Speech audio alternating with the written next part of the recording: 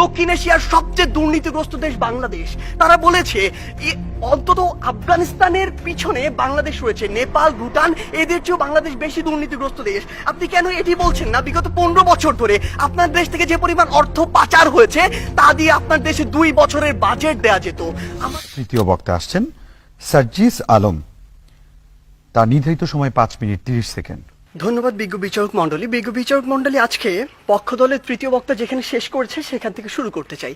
তিনি মাত্র বললেন যে ওয়ার্ল্ড র্যাঙ্কিংয়ে পাকিস্তানের 9টি বিশ্ববিদ্যালয় রয়েছে, কিন্তু সবচেয়ে দুঃখের কথা সেটি পাকিস্তানের মতো রাজনৈতিকভাবে এত বড় একটি অস্থিতিশীল দেশেরও যখন 9টি বিশ্ববিদ্যালয় 1000-এর মধ্যে র্যাঙ্কিংয়ে থাকে বিশ্বে, আমার বাংলাদেশের 3টিও থাকে না। আমার বাংলাদেশ এ কারণেই সফলতম হতে পারে না।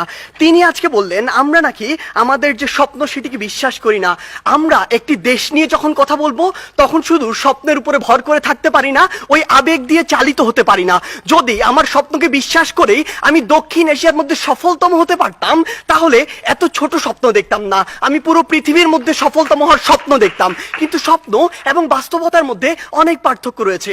আজকে তাদের 3 বক্তা যে তথ্যগুলো দিয়ে গেলেন, তাদের তথ্য অনুযায়ী 1971 থেকে আজকে 2022 সালে এসে বাংলাদেশ প্রত্যেকটি ক্ষেত্রে উন্নত হয়েছে। হ্যাঁ, আমরা বিশ্বাস করি উন্নত হয়েছে, কিন্তু দক্ষিণ এশিয়ার অন্যান্য দেশ কিংবা পৃথিবীর অন্যান্য দেশ কি বসে রয়েছে?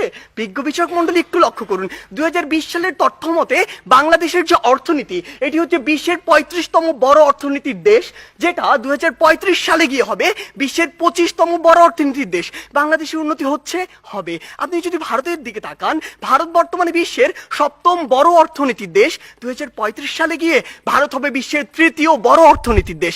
ভারত আপনার দিকে তাকিয়ে বসে রয়েছে না, দক্ষিণ এশিয়ার অন্যান্য দেশ বসে থাকছে না, পৃথিবীর অন্যান্য দেশগুলো বসে থাকছে না। আমাদের কথা হচ্ছে যখন আমরা দক্ষিণ এশিয়ার সফলতম হতে চাইবো, আমাদের সামনে যে একটি ব্যারিয়ার রয়েছে ভারত, সেটিকে আমাদের টপকে যেতে হবে। কেন আমরা যেতে পারবো না, কোথায় কোথায় সে বাধাগুলো রয়েছে সেগুলো নিয়ে আজকে আমরা কথা বলবো। তারা আজকে বললেন আমরা আন্তর্জাতিক অনেক স্বীকৃতি পেয়েছি। হ্যাঁ, আমরা অসংখ্য স্বীকৃতি পেয়েছি, কিন্তু আপনি এটি কেন বলছেন না যে ট্রান্সপারেন্সি ইন্টারন্যাশনাল 2021 সালে বলেছে দক্ষিণ এশিয়ার সবচেয়ে দুর্নীতিগ্রস্ত দেশ বাংলাদেশ। তারা বলেছে অন্তত আফগানিস্তানের পিছনে বাংলাদেশ রয়েছে, নেপাল, ভুটান এদের চেয়েও বাংলাদেশ বেশি দুর্নীতিগ্রস্ত দেশ। আপনি কেন এটি বলছেন না? বিগত 15 বছর ধরে আপনার দেশ থেকে যে পরিমাণ অর্থ পাচার হয়েছে তা দিয়ে আপনার দেশে 2 বছরের বাজেট দেয়া যেত। আমাদের সমস্যাগুলো এই জায়গায়। আপনি শিক্ষা নিয়ে কথা বলছেন, বাংলাদেশের শিক্ষা খাত যদি লক্ষ্য করুন, পৃথিবীর কোনো মধ্যম আয়ের দেশ, স্বল্প উন্নত দেশ কিংবা উন্নত দেশে জিডিপির মাত্র 2% শিক্ষা খাতে বরাদ্দ দেওয়া হয় না, বাংলাদেশে মাত্র 2% দেওয়া হয়। শুনে অবাক হবেন, এই 2%-এর অধিকাংশই চলে যায় আমাদের ওই শিক্ষক, কর্মকর্তা, কর্মচারীদের বেতন দিতে। আপনি যদি লক্ষ্য করুন যে আজকে কেন ভারত আপনার চেয়ে এগিয়ে থাকবে, আজকে এই পজিশন দাঁড়িয়ে পৃথিবীর যত মাল্টিন্যাশনাল কোম্পানি রয়েছে তাদের যদি একটি তালিকা করেন, সেরা 10টির অন্তত 9টিই পাবেন যেখানে ভারতের যারা রয়েছে তারা সিইও, কিন্তু বাংলাদেশের একটিও পাননি, আগামী 10 বছরেও পাবেন না। এই ক্ষেত্রে গুরুত্বপূর্ণ কিছু কথা রয়েছে যেগুলো আপনারা উপেক্ষা করে যাচ্ছেন। আপনারা কিভাবে ভারতের সাথে তুলনা করেন? একটু আগে একটি হাস্যকর কথা বলে গিয়েছেন যে ভারতে নাকি 0.2 মিলিয়ন অর্থাৎ মাত্র 2 লক্ষ মানুষ বিদ্যুতের সুবিধার কাছাকাছি যেতে পারেনি। আপনি একবার চিন্তা করেছেন ভারতের জনসংখ্যা কত? 130 কোটি জনসংখ্যার একটি দেশ, আর আপনি 17 কোটি জনসংখ্যা নিয়ে ভারতের সাথে তুলনা করছেন। আপনি যদি 17কে 130-এর সাথে তুলনা করে সে অনুযায়ী গুণ করতেন তাহলে দেখবেন ভারত আপনার চেয়ে অবশ্যই এগিয়ে রয়েছে। আপনি আজকে কথা বলছেন বাংলাদেশের বিভিন্ন খাত নিয়ে, কৃষি খাতের কথা বলছেন। বাংলাদেশের কৃষি খাতের জন্যই আমাদেরকে আরো ভুগতে হবে। বাংলাদেশের কৃষি খাতে আপনি এই জরিপে আর আপনার এই পরিসংখ্যানে যা দেখাচ্ছেন, কৃষকের কাছে যান সেটি দেখতে পাবেন না। কৃষক আজকে তার ধানে আগুন পর্যন্ত লাগিয়ে দেয়। আজকে কি হয়েছে? আজকে হয়েছে যে পুরো বাংলাদেশের যে হাসপাতালের যে সিস্টেম, স্বাস্থ্য খাত, এটি 8 থেকে 10টি কোম্পানির হাতে, মানুষের হাতে জিম্মি রয়েছে। এটি থেকে বের হয়ে আসতে হবে। আজকে আমাদের ঢাকা শহর কেন্দ্রিক সবকিছু সেন্ট্রালাইজড হয়ে গিয়েছে, এখান থেকে ডিসেন্ট্রালাইজড করতে হবে।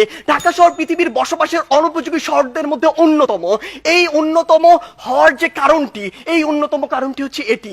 আমাদেরকে এই জায়গাগুলোতে কাজ করতে হবে। আপনি ডেল্টা প্লেনের কথা বলছেন, আপনি প্যারিস চুক্তির কথা বলছেন।